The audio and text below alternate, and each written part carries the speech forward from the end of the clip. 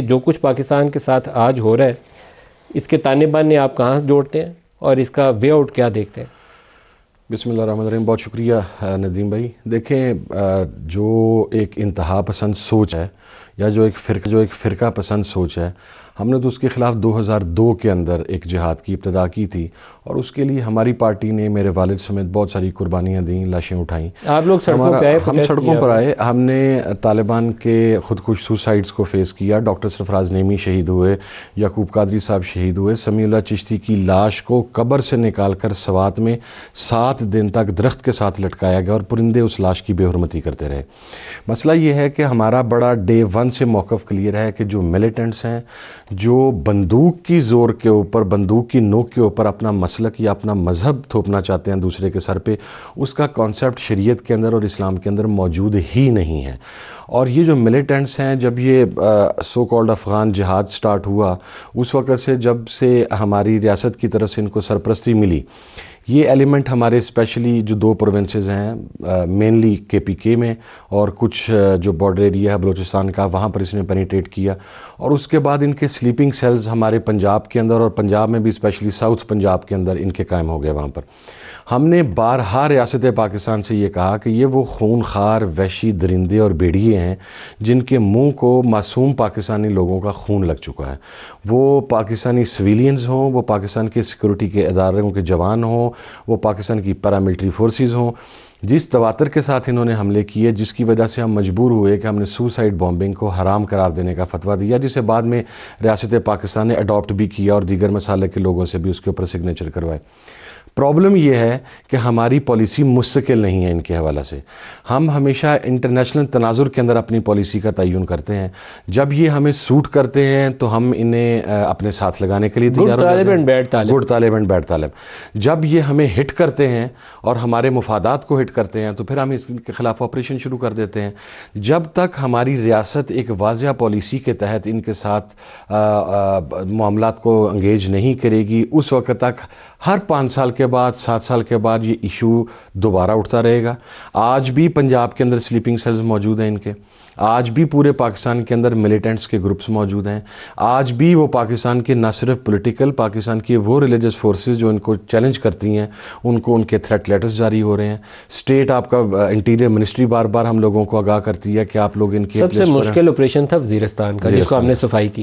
اب دوبارہ آج صبح میر علی میں کارروائی کرنی پڑی ہے کیونکہ وہاں سے دوبارہ یہ ہمارے جوانوں سوات کا ہم نے کس مشکل سے سوات کلیئر کروایا تھا، اور اب دوبارہ سوات کے سراؤنڈنگز کے اندر آپ کو پتہ ہی ہے PTI کے دورے حکومت میں 200 ہائی پروفائل لوگوں کو جیلوں سے بند چھوڑا گیا، پریزیڈنشل پارڈن کر کے لوگوں کو رہائی دی گئی. میں اس کے اندر بڑا کبھی اکاؤنٹیبلٹی نہیں ہونی چاہیے. میں بڑا کلیئر تھا جی. اس کے اوپر جب میں نے سوال اٹھایا ایک بہت اہم میٹنگ کے اندر، تو مجھے آگے سے یہ جواب دیا گیا کہ جی صرف حکومت نہیں بلکہ تمام اپوزیشن، تمام پولیٹیکل فورسز اس کے اوپر آن بورڈ تھے. اور یہ پاکستان کی تمام پولیٹیکل فورسز، میں نے جو ہمارے اداروں کے سربراہ، جب میں نے وہاں پر اپنا نقطہ اعتراض کھڑا کیا، میں نے جنرل باجوہ سے جی، تو انہوں نے کہا کہ آپ کس چیز کی بات کر رہے ہیں؟ اگر آپ حکومت کی بات کرتے ہیں تو اپوزیشن بھی تو ہمارے ساتھ ہے. یہ ریاست کا ایز اے کلیکٹیو ڈیسیژن ہے کہ ہم ان لوگوں کے ساتھ مذاکرات کرنے جا رہے ہیں.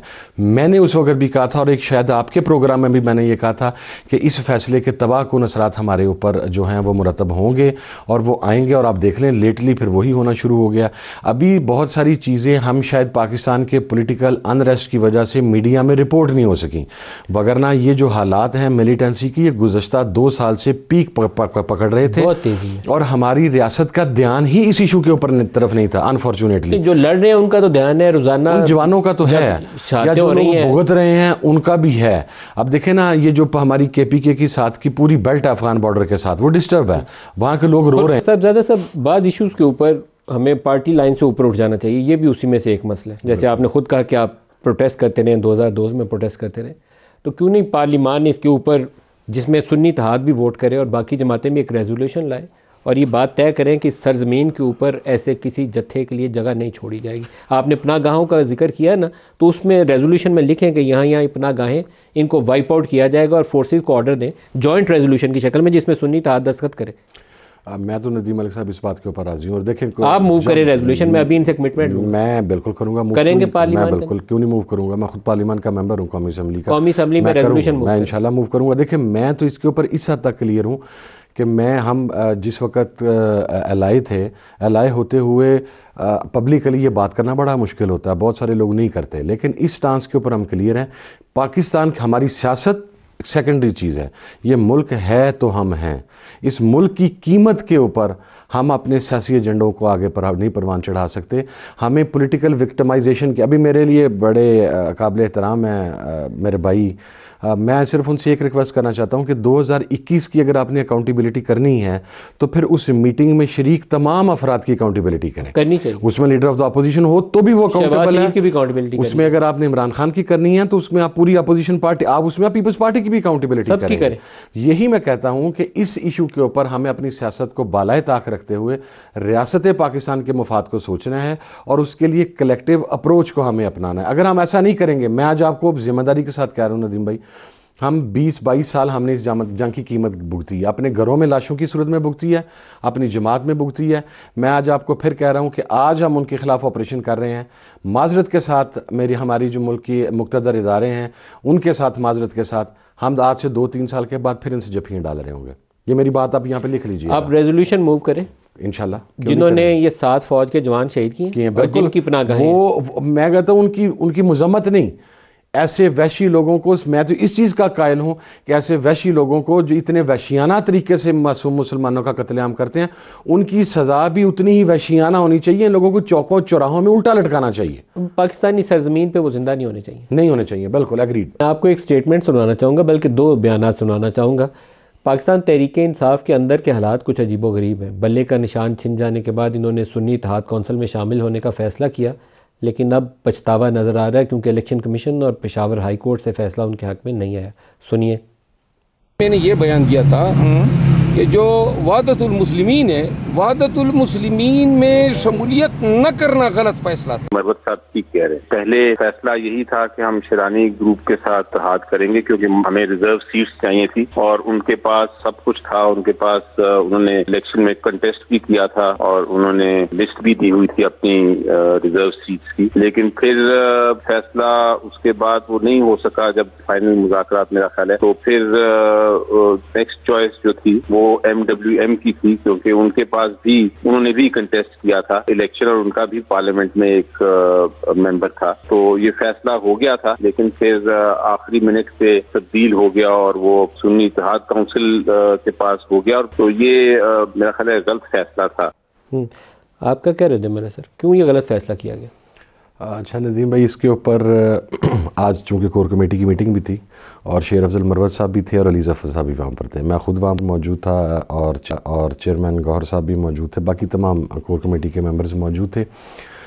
کچھ چیزیں چونکہ بعض اوقات انسان کہنا کچھ چاہتا ہے اور ہو کچھ جاتی ہیں. کوئی ان کے سٹیٹمنٹ پہ ابہام نہیں ہے. میں نے شیر افضل مروت کی آج کا بیان سنوایا جس میں وہ کلیریفائی کر دیا انہوں نے. شیر افضل مروت کا کل رات کا بھی آپ بیان سنوا دیں اور آج صبح ہائی کورٹ میں میرے ساتھ کھڑے ہو کے ان کا بیان، آج کا بیان ہے یہ جو میں نے سنا کہ سنی اتحاد کا فیصلہ بالکل صحیح تھا. انہوں نے کہا مجلس سے وحدت المسلمین میں شامل نہ ہونے کا فیصلہ غلط تھا. نہ ہونے کا فیصلہ انہوں نے کہا نہیں سے پکڑنے کی بجائے آپ گھما کے پکڑیں. کیا بات وہی نہیں ہے. میں آپ کو عرض کر دیتا ہوں جی. 2 ٹیکنیکل ایشوز ہیں جو ڈسکس ہوئے انتخابات کے بعد. انتخابات سے پہلے کا فیز ٹوٹلی ڈیفرنٹ تھا، میں اس کی ڈیٹیل میں نہیں جاتا جی. وہ نشان کے حوالے سے آپ نے تجویز کیا سنی اتحاد کونسل میں نے نہیں تجویز کیا جی. میں فیصلہ آباد اپنا رزلٹ لے رہا تھا.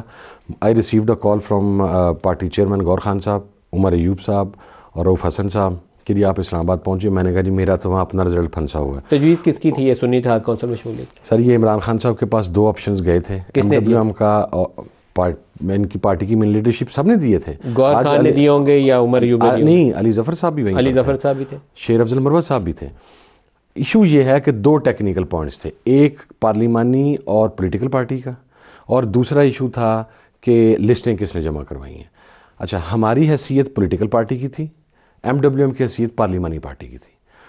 دوسرا ایشو ہم دونوں کا برابر تھا، لسٹیں ہم دونوں نے جمع نہیں کروائی تھی، نہ MWM نے جمع کروائی تھی نہ SIC نے جمع کروائی تھی. MWM چھوڑ کے آپ کی طرف کیسے آئے؟ اس کا فیصلہ میں نے کہا تھا کہ آپ MWM کو جوائن کریں تو زیادہ بہتر ہوگا اور اس کے اندر پھر کافی حد تک ہو گیا. لیکن ایک جو پاکستان کے اندر بدقسمتی ہے کہ ایک سیکٹیرین ایشو بنا دیا جاتا ہے.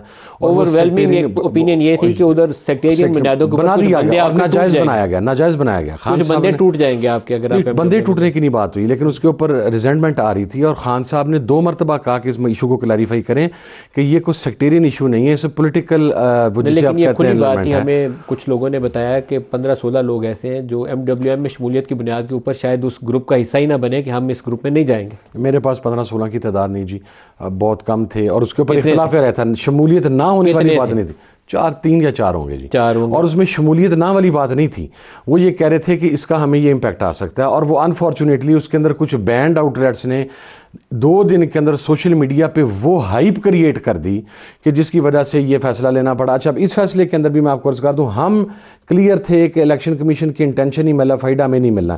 جب یہ فیصلہ لیا جا رہا تھا تو وہاں پر یہ پریسیڈنٹ رکھا گیا کہ باپ پارٹی 2018 میں رجسٹرڈ بھی نہیں تھی with election commission of Pakistan. Ali Zafar صاحب کی بڑی انٹرسٹنگ سٹیٹمنٹ تھی، انہوں نے کہا یہ مس کمیونیکیشن کیسے ہوئی؟ میں آپ کو بتا دیتا بڑی ہوں انٹرسٹنگ سر، میں آپ کو بتا دیتا ہوں۔